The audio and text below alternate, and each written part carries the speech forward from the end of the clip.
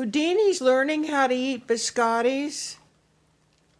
Um, it's kind of like a new gourmet snack for the dogs because the real dog snacks are no good. They're just junk and, filled with chemicals and terrible. If I give, those beef weird, my dogs get diarrhea. So they seem to like the biscottis. And since I'm at home so much, I had 2 boxes.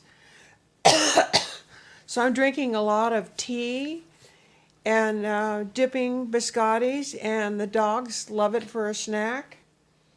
Um, Here's one.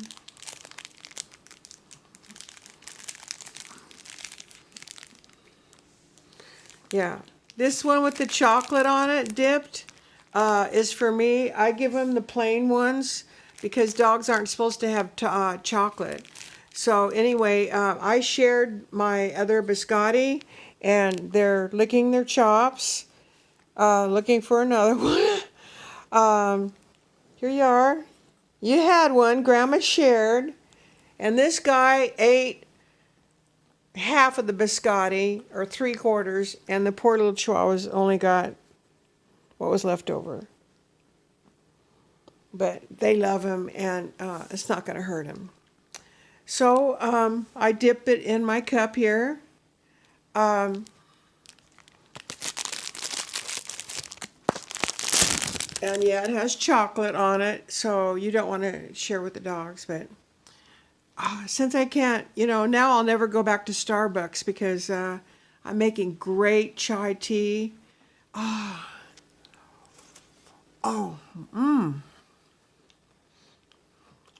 no, the house is a little cluttered, but it's really spotless because, God, I've been cleaning. It's never been so clean. I just put designer purses on my chairs. Hilfiger over there, Louis Vuitton there, Gucci there. Because all our material things are worthless now, which kind of is a relief for me because I was kind of like obsessed. I bought a lot of them at Salvation Army and some thrift shop down in San Clemente, California. I got some beautiful, actually real ones, and some kind of here's an MCM backpack. Oh, that it's real big. It's a man's back.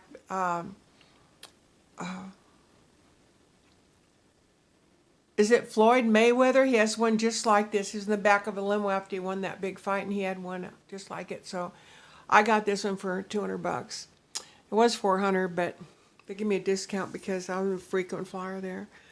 But anyway, as I look around and I realize, that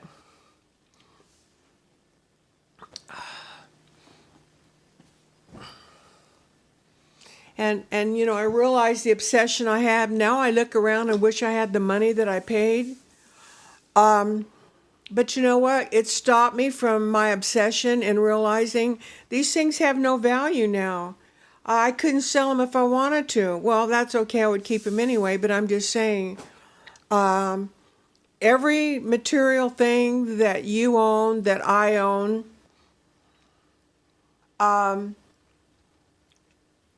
has no value. People that had tried to have garage sales here to raise money, they put an ad on the internet that everything was free. Come by and pick beautiful furniture. I mean, as you can see, I don't have any more room for furniture. So, actually, my living room's a little more cluttered than, hi, than my bedroom. Anyway, they're real happy to get their biscottis. So, I think this brought us down to a level when we realize,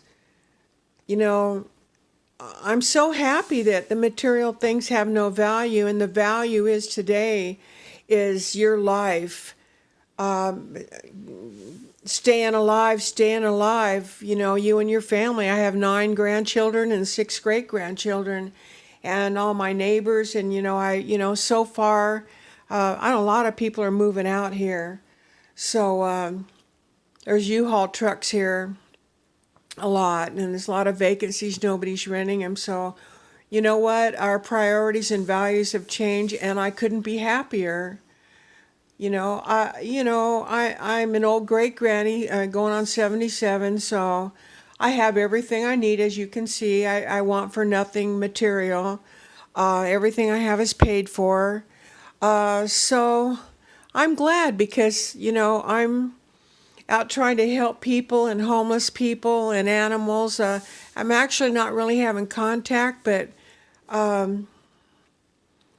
anyway, it's just changed my life, and realized that just being here, staying here, being healthy uh, is a miracle for me. I mean, I know my body couldn't take it. I'm too old. I'm elderly, but I doubt if I could survive it. But I'm just trying to impress on everybody else that please don't risk. I wanted to go to Stater Brothers I'm getting a little low on the meat. I cook meat for my dogs, like mostly chicken and beef hearts and livers. And they eat some dry food and, some other things, that gravy and some beans and thing they say is good, protein's good for them. But I'm getting a little low on the meat in my freezer, and, something is just telling me don't go in the store. Because then when you come back, you're scared, and you have to, for 2 weeks, you're going to wait it out and see if you got that germ in the store, and it's really not worth it. I have someone that chops for me, a family member, and he's just wonderful to do that, and I'm worried about him, but he's very careful. Alcohol and gloves and the mask, and, I just spraying his car and their steering wheel, and I just carry a bottle of alcohol with him, spray, and, so I don't know, staying alive and being happy and knowing that after this is over, that all of us people that have survived, it's our responsibility to change the world, to make it better, and come back and start over with a new outlook on life, with God as, if God is for us, who can be against us? So, I mean, people are just so much more spiritual and so much nicer. Total strangers smiling and waving when I'm riding my bike or walking my dogs, and, the survivor's going to be their responsibility to change, from this very materialistic world that we've been in for so many years. I guess since the 50s. Wasn't materialistic, and we didn't have design or anything, and nobody had any money here in Newport Beach, Huntington Beach, Costa Mesa. But we didn't need money. We just go down to the pier and walk from one pier to the other and have a frozen banana with our husband, pregnant. 1961. Life was great. Life was good. We didn't expect anything.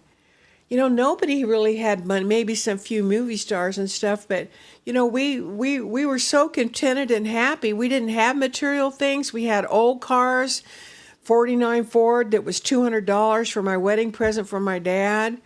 You know what? We were so happy to have what we had. And that wasn't much, but you know what? We had love. We had each other. I had my babies. I mean, we didn't know about this world 2020. We didn't have a clue what was going to happen, all these years later. But we got to turn it around and go back to the 50s again, and go back to our meek and humble beginnings. And it's going to be our responsibility, the survivors, to make sure this happens. And I think we should boycott China. And when we get back to, let's get back to the 50s.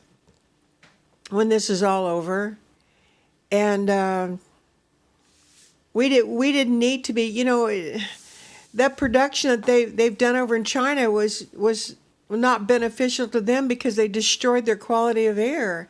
I mean, this whole thing that has evolved hasn't been healthy for anybody around the world, and it's up to us, the survivors, hopefully, to turn it around.